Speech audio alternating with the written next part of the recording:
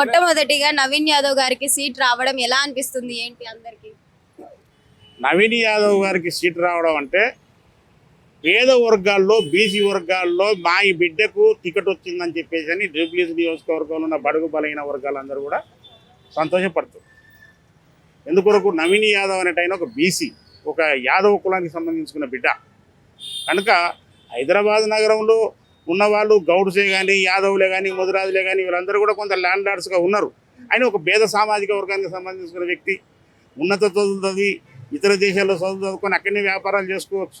కానీ అక్కడ ఉండకుండా ఇక్కడికి వచ్చి పేదవాళ్ళకు సేవ చేస్తూ తర్వాత ఫస్ట్ ఇక్కడ పోటీ చేసిన వ్యక్తులు ఆయన కనుక కాంగ్రెస్ పార్టీ అతని సేవలు గుర్తించి అతనికి టికెట్ ఇవ్వడం జరిగింది.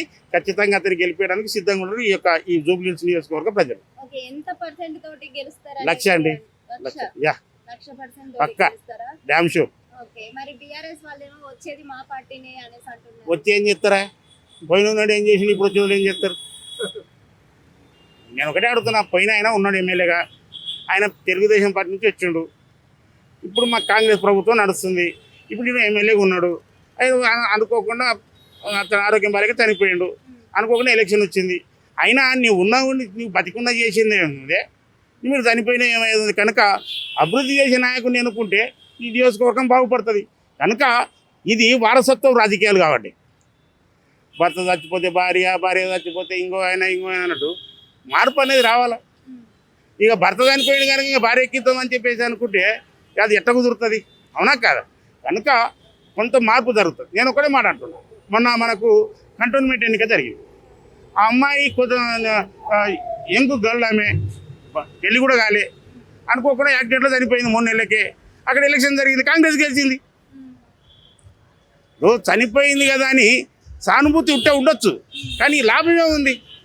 బీఆర్ఎస్కు ఓటేస్తే బూడిదలో పోసిన పన్నీరైనా ఈ ఓటు తీసుకుపోయి గంగలేసినట్టు అవుతుంది. కనుక అభివృద్ధి చేసే వ్యక్తికి ఓటేస్తే నియోజకవర్గం అభివృద్ధి చెందుతుంది. ఇప్పటికే దాదాపుగా మినిమం ఒక 100 కోట్ల రూపాయల దాకా ఇక్కడ ఈ నియోజకవర్గంలో అభివృద్ధి కార్యక్రమాలకు ప్రారంభం చేయడం జరిగింది. పేద ప్రజలు ఇక్కడ చాలామంది ఈ స్లమ్ ఏరియాలో జీవించే పేద ప్రజలు ఉంటారు. వీళ్ళకు డబుల్ బెడ్రూమ్ ఇళ్ళే కానీ వీటన్నిటిని కానీ కేటాయించే కార్యక్రమం ఉన్నది. ఖచ్చితంగా అని చేస్తాం. ఇప్పుడు నేను ఒక మాట అంటానండి, చనిపోయిన వ్యక్తి అంటే ఎవరికైనా బాధ అనిపిస్తుంది. కానీ ప్రజాపాలనలో అట్ట అనుకుంటే కష్టము. భర్తనే ఉండి ఏం చేయలేకపోయిన భార్య ఏం చేయగలుగుతుంది? ఆమె ఇంట్లో ఉన్న ఆమె బయటకు వచ్చి ఏం చేయగలుగుతుంది?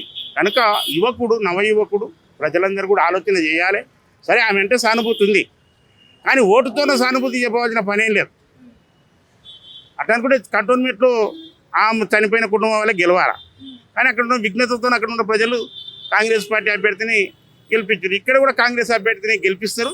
ఖచ్చితంగా ఈ నియోజకవర్గ అభివృద్ధి క్యాండిడేట్ చేస్తారు. ఇక్కడ గెలిచే అభ్యర్థి కాంగ్రెస్ అభ్యర్థి చేస్తాడు. దానికి ఇంకోటి ముఖ్యమంత్రి గారి ఆశీర్వాదం బలంగా ఉంది, ఖచ్చితంగా చేస్తాడు.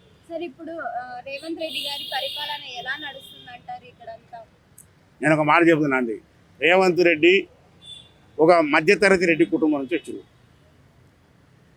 తెలంగాణలో చదువుకున్నాడు, తెలంగాణ ఇంగ్లీష్ వచ్చినోడు, తెలంగాణ తెలుగు వచ్చినోడు, తెలంగాణ హిందీ వచ్చినోడు.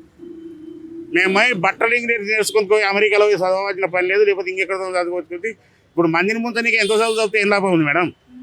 కనుక పేదవాళ్ళకు సేవ చేయాలనే ఒక దృక్పథం కలిగిన చదువుంటే చాలు. కనుక రేవంత్ రెడ్డి గారు బ్రహ్మాండంగా పాలన చేస్తుండు. గత ప్రభుత్వం ఏర్పాటు చేసిన సంక్షేమ పథకాలు చేసినాం, అదే రకంగా మేమైతే హామీలు ఇచ్చినాం అవి కూడా అమలు చేస్తున్నాం. రైతులకు వాళ్ళు 10,000 ఇచ్చిండ్రు, మేము 12,000 రూపాయలు ఇచ్చడం జరిగింది. 2 లక్షల రుణమాఫీ చేయడం జరిగింది. ఇక నిరుద్యోగులందరూ కూడా ఎగ్జామ్లు రాసుకొని మరసంగా ఉండ్రి. ఎగ్జామ్స్ రాసి గ్రూప్ 2 కానీ గ్రూప్ 3 కానీ గ్రూప్ 1 కానీ ఎగ్జామ్స్ రాసి సైలెంట్గా ఉండ్రి.